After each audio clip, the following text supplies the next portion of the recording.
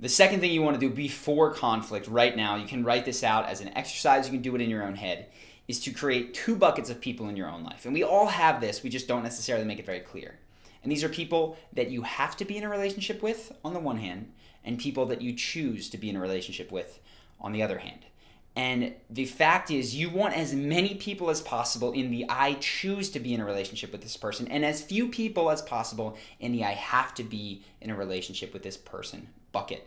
The reason is that when you feel like you have to be in a relationship with someone, whether it's a fiance, whether it's someone that you work with, what it means is that you start accepting crappy behavior. And what happens is when you have to be in a relationship with your mom, your dad, your brother, your sister, your old friend from high school, when you have this person that you feel like I can't not be in a relationship with them, they have a tremendous amount of leeway to treat you poorly.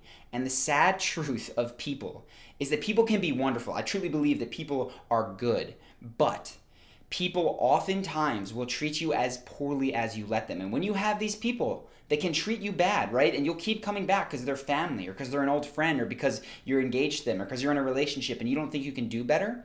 That means that they're going to treat you worse than they might if they were in this bucket, which is we choose to be in a relationship together because we treat each other well. And I know this can be especially hard when thinking about family, right? You're like, I can't move my family members from the I have to the I choose box. It can be so hard. But the truth is, the more relationships you can get over here, family included, the better your life is going to be and the stronger those relationships will be. Because you're not going to treat each other poorly and hang out because you have to. You're going to spend time with each other because you're good.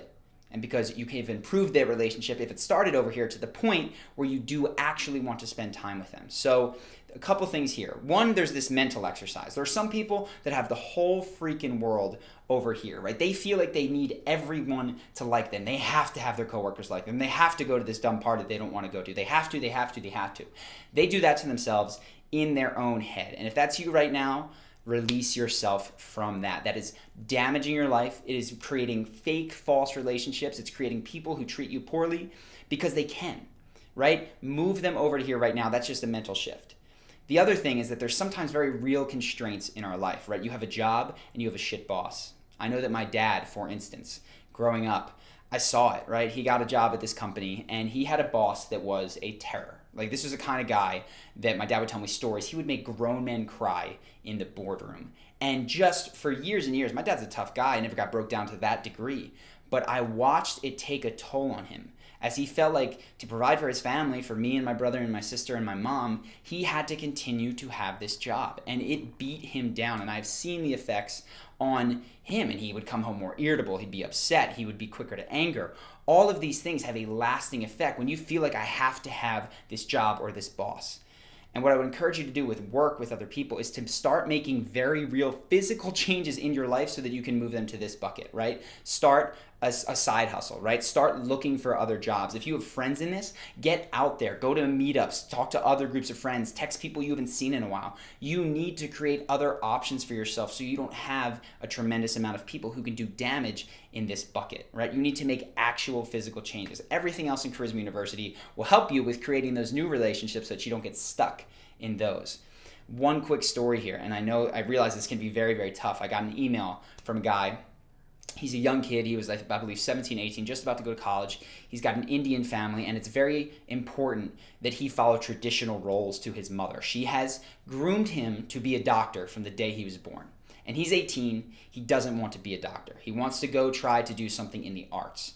And that is his calling. That is his passion right now. He has no interest in being a doctor. But his mother has said that if he doesn't go pursue a medical degree, she will literally disown him.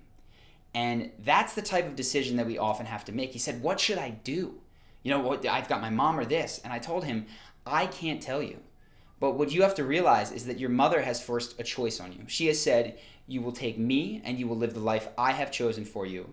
Or you can live your life and I will not be there. Maybe she'll come around.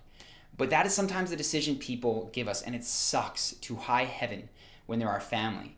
But you need to not allow that choice to be made for you. You need to go, if you're gonna live the life that your friends or your family, your boss or your mom wants you to live, you need to make that decision consciously at the very least. I'd encourage as many people as possible to get to here, to get to where you have a support system that will allow you to live that life only with people that you choose to be in a relationship with. But if you have to, if you need your mom for financial support, or for, of course, because she's your mom, that can create some serious tension. I don't have all the answers here, but what I need you guys to do and what you need to do for yourselves is to really see who's in this bucket, right? And who is not treating you well in that bucket. If you've got grandma, grandpa, mom, and dad, and they're all wonderful, fantastic, great. But if you've got people over here that are not treating you well, you need to start doing things mentally and in your own life, in the real world, to allow you to get rid of them, move them to the I'm not in a relationship with them bucket, so that you can start to live a better life.